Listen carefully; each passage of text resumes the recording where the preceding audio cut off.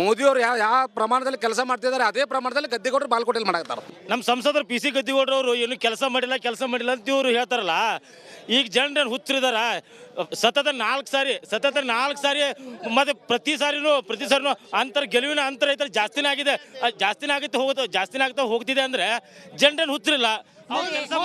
ಮೋದಿ ಅವ್ರ ಬಗ್ಗೆ ಮಾತಾಡ್ತಾರಲ್ರಿ, ಮೋದಿ ಅವ್ರ ಬಗ್ಗೆ ಮಾತಾಡಕ್ ಯೋಗ್ಯತೆ ಇಲ್ಲ. ಅಯ್ಯೋ ಅಲ್ಲಲ್ಲ ಒಬ್ಬ ಇಲ್ಲ, ಈ ಮಾತನ್ನ ಒಪ್ಪಂಗಿಲ್ರಿ, ಈ ಮಾತು ಒಪ್ಪಂಗಿಲ್ಲ. ಒಂದ್ ನಿಮಿಷ ಸರ್, ಒಂದ್ ನಿಮಿಷ. ಜನರ ಪ್ರತಿನಿಧಿ ಮೋದಿ ಅವರು, ಜನರ ಪ್ರತಿನಿಧಿ, ಜನರಿಗೇನೆ ಯೋಗ್ಯತೆ ಇರೋದು ಅವ್ರ ಬಗ್ಗೆ ಮಾತಾಡಕ್ಕೆ. ಕಾಂಗ್ರೆಸ್ ಅವ್ರು ಹೇಳ್ತಾ ಇದ್ರು ಇವತ್ತು ನಾವು ಭಾರತೀಯ ಅಂತ ಹೇಳಿ ಹೆಮ್ಮೆ ಅಂತ ಹೇಳಿಕೆ ಮೋದಿ ಕಾರಣ. ಜಗತ್ತಿನಲ್ಲಿ ನಾವು ಭಾರತೀಯ ಅಂತ ಹೇಳಿಕೆ ಮೋದಿ, ಹಿಂದಿನ ದಿವಸದಲ್ಲಿ ಭಾರತೀಯ ಅಂತ ಹೇಳಿಕೆ ಅಯೋಗ್ಯ ಆಗಿತ್ತು. ಇವತ್ತು ಭಾರತೀಯ ಕಾಂಗ್ರೆಸ್ ಪಕ್ಷ ಬಂದೆ ಕಾಂಗ್ರೆಸ್ ಪಕ್ಷ 4 ಬಾರಿ ಕೂಡ ಕೇಳಿಸ್ಕೊಳ್ಳಿ ಕಾಂಗ್ರೆಸ್ನವ್ರು ಏನ್ ಹೇಳ್ತಾರೆ ನೀವು ಉತ್ತರ ಕೊಡ್ಬೇಕು ಅದಕ್ಕೆ. ಕೇಳಿಸ್ಕೊಳ್ಳಿ. ಆಯ್ತು, ನಿಮ್ಮ ಪಕ್ಷದಲ್ಲಿ ಪ್ರತಿ ಬಾರಿ ಕ್ಯಾಂಡಿಡೇಟ್ ಗಳನ್ನ ಬದಲಾವಣೆ ಮಾಡ್ತಿರೋದೇ ಸೋಲಿಗೆ ಕಾರಣ, ಹೌದು ಇಲ್ಲ? ಅದು ಅಂತೂ ಖಂಡಿತವಾಗಿ ಸುಳ್ಳು. ಹೇಳ್ತೀನಿ ನಾನು, ಈಗ ಅವ್ರು ಹೇಳಿದ್ರಲ್ಲ ಪ್ರತಿ ಸಾರಿ ಅಂತ ಹೇಳಿ. 2014ರಲ್ಲಿ ಸನ್ಮಾನ್ಯ ಗದ್ದಿಗೌಡರು ಗೆದ್ದಿದ್ದು, ಅವಾಗೇನು ಸನ್ಮಾನ್ಯ ನರೇಂದ್ರ ಮೋದಿ ಅವರು ಸುಳ್ಳು ಹೇಳಿದ್ರಲ್ಲ, 15 ಲಕ್ಷ ರೂಪಾಯಿ ಎಲ್ಲರ ಖಾತೆಗೆ ಬರುತ್ತೆ, 2 ಕೋಟಿಗೆ ಉದ್ಯೋಗ ಒಬ್ಬೊಬ್ಬರಿಗೆ ಕೊಡ್ತೀವಿ, ಈ ರೀತಿಯ ಸುಳ್ಳುಗಳನ್ನು ಬಿತ್ತರಿಸಿದ್ರಲ್ಲ. ಜನ ಸುಳ್ಳಿಗೆ ಮಾರು ಹೋಗಿ ಆ ಗಾಳಿಯಲ್ಲಿ ಫಸ್ಟ್ ಟೈಮ್ ಗೆದ್ರು, 2ನೇ ಸತಿ ಪುಲ್ವಾಮಾದಲ್ಲಿ ಗೆದ್ರು.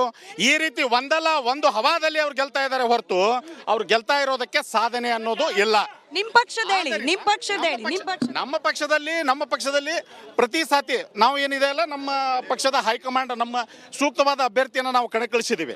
ಆದರೆ ತಂತ್ರ ಮತ್ತು ಕುತಂತ್ರದ ರಾಜಕಾರಣದಲ್ಲಿ ಸುಳ್ಳಿನ ಇದರಲ್ಲಿ ನಮ್ಮ ಪಕ್ಷದ ಅಂದ್ರೆ ಬಾಗಲಕೋಟೆ ಜನ ದಡ್ರಿದ್ದಾರ, ಕುತಂತ್ರ ಮಾಡ್ಬಿಟ್ರೆ 4 ಸತಿ ಬಿಜೆಪಿ ಅವರ ಕುತಂತ್ರದಿಂದ ಸುಳ್ಳಿನಿಂದ ನಾವು ಸೋತಿದೀವಿ ಹೊರತು ನಮ್ಮ ಅಭ್ಯರ್ಥಿ ವೀಕ್ನೆಸ್ ಇಂದ ಸೋತಿಲ್ಲ. ನಾವು ಮಹಿಳೆಯರಿಗೆ ಅಭ್ಯರ್ಥಿ ಮಾಡ್ಬೇಕಂತೇಳಿ ಲಾಸ್ಟ್ ಟೈಮ್ ವೀಣಾ ಕಾಶ್ಯಪ್ನವ್ರು ಕೊಟ್ಟಿದ್ವಿ. ಈ ಸಾರಿ ಸರ್ವೆಗಳ ಮುಖಾಂತರ ಸಂಯುಕ್ತಾ ಪಾಟೀಲ್ ಅವರು ಇಲ್ಲಿ ಅಭ್ಯರ್ಥಿ ಆದ್ರೆ ಗೆಲ್ತಾರೆ ಅನ್ನುವಂಥ ಒಂದು ಭರವಸೆ ಕಾಂಗ್ರೆಸ್ ಪಕ್ಷಕ್ಕಿದೆ. ಇವತ್ತು ಸಂಯುಕ್ತಾ ಪಾಟೀಲ್ ಅವರನ್ನ ನಾವು ಕ್ಯಾಂಡಿಡೇಟ್ ಮಾಡಿದ್ವಿ. ಅವ್ರು ಹೊರಗಿನವರು ಅಂತೇಳಿ ಇವ್ರು ಹೇಳ್ತಾರೆ. ಇವರು ಇಲ್ಲಿಯ ಮುಧೋಳದ ಮಾಜಿ ಶಾಸಕರು ಉಪಮುಖ್ಯಮಂತ್ರಿಗಳನ್ನ ಜಿಲ್ಲೆಯಿಂದ ಹೊರಗಾಕಿ ಚಿತ್ರದುರ್ಗದಲ್ಲಿ ಟಿಕೆಟ್ ಕೊಟ್ಟಿದ್ದಾರೆ. ಅವ್ರಿಗೆ ಇವ್ರು ಅನ್ಯಾಯ ಮಾಡಿ ನಿಮ್ಮವರು ಕಣ್ಣೀರ್ ಹಾಕ್ತಿದ್ದಾರೆ. ಹೆಣ್ಮಗಳು ವೀಣಾ ಕಾಶ್ಯಪ್ಪನವರು ಮೋಸ ಮಾಡ್ಬಿಟ್ರು, ಅನ್ಯಾಯ ಮಾಡ್ಬಿಟ್ರು, ನಾನು ಬಿಜೆಪಿ ಸೇರ್ತೀನಿ ಅಂತಿದಾರಲ್ಲ, ಅದಕ್ಕೇನ್ ಹೇಳ್ತೀರಾ? ನೋಡಿ, ಬಿಜೆಪಿ ಸೇರ್ತೀನಿ ಅಂತ ಅವ್ರು ಎಲ್ಲಿ ಹೇಳಿಲ್ಲ.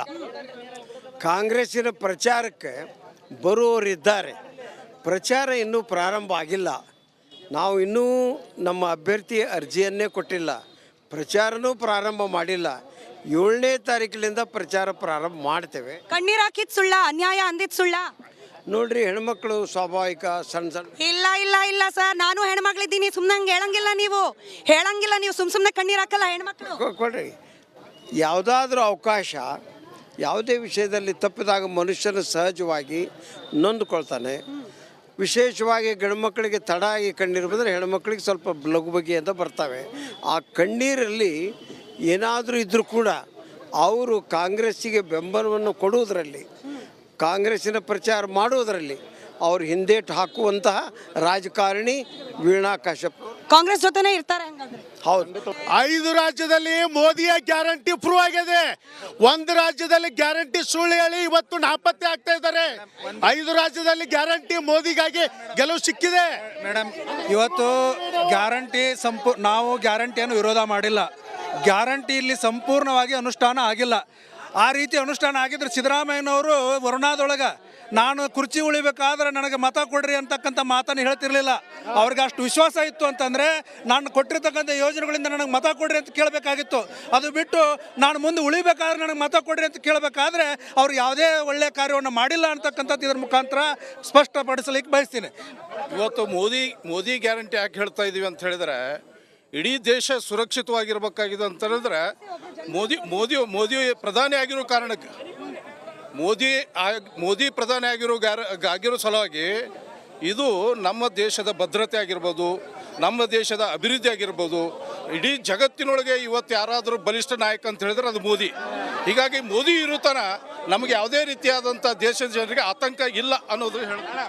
ಅವ್ರು ಹೇಳಿದ್ರು ಮೋದಿ ಗ್ಯಾರಂಟಿ ಸುಭದ್ರ ಸರ್ಕಾರ ಅಂತ ಹೇಳಿ. ಚೈನಾ ಅರುಣಾಚಲ ಪ್ರದೇಶದವರೆಗೆ ಚೈನಾ ಬಂದು ಒಳಗೆ ಕುಂತಿದೆ. ದೇಶದ ಪ್ರಧಾನಮಂತ್ರಿ ಇವತ್ತಿನವರೆಗೂ ಅದರ ಮೇಲೆ ಧ್ವನಿ ಎತ್ತಿಲ್ಲ. ಚೈನಾ ಬಂದು ಭಾರತದ ಪ್ರಾಂತ ಏನು ಗಡಿಗಳಿದೆ ಅದರ ಹೆಸರುಗಳನ್ನು ಎಲ್ಲಿ ಸಿಕ್ತು ಸರ್ ನಿಮ್ಗೆ ಈ ಮಾಹಿತಿ?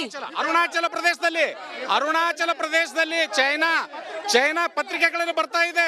ಚೈನಾ ಪತ್ರಿಕೆ ಆಮೇಲೆ ಬರೀ ಟಿವಿ ಮಾಧ್ಯಮ ಚೈನೀಸ್ ಗೊತ್ತಾ ನಿಮ್ಗೆ? ಹೇಳೋದ್ ಕೇಳ್ರಿ, ಟಿವಿ ಮಾಧ್ಯಮಗಳಲ್ಲಿ ಬರುವಂತದ್ದು ಗೋಧಿ ಮೀಡಿಯಾ ಬರೋದಲ್ಲಿ ಸುದ್ದಿ ಅಲ್ಲ, ಅನೇಕ ಯೂಟ್ಯೂಬ್ಗಳಲ್ಲಿ ಸತ್ಯ ಸುದ್ದಿಗಳನ್ನ. ಯಾವ್ದು ಗೋಧಿ ಮೀಡಿಯಾ? ಯಾವ್ದು ಗೋಧಿ ಮೀಡಿಯಾ? ಯಾವ್ದು ಗೋಧಿ ಮೀಡಿಯಾ? ಯಾವ್ದು ಗೋಧಿ ಮೀಡಿಯಾ? ಬಹಳಷ್ಟು ಅಂದ್ರೆ ರಾಹುಲ್ ಗಾಂಧಿ ಕೇಳಿಸ್ಕೊಳ್ರಿ ರಾಹುಲ್ ಗಾಂಧಿ ಒಳ್ಳೆಯವರು, ಕಾಂಗ್ರೆಸ್ ಪಕ್ಷ ಒಳ್ಳೇದು ಅಂದ್ರೆ ಯಾವ ಮೀಡಿಯಾ?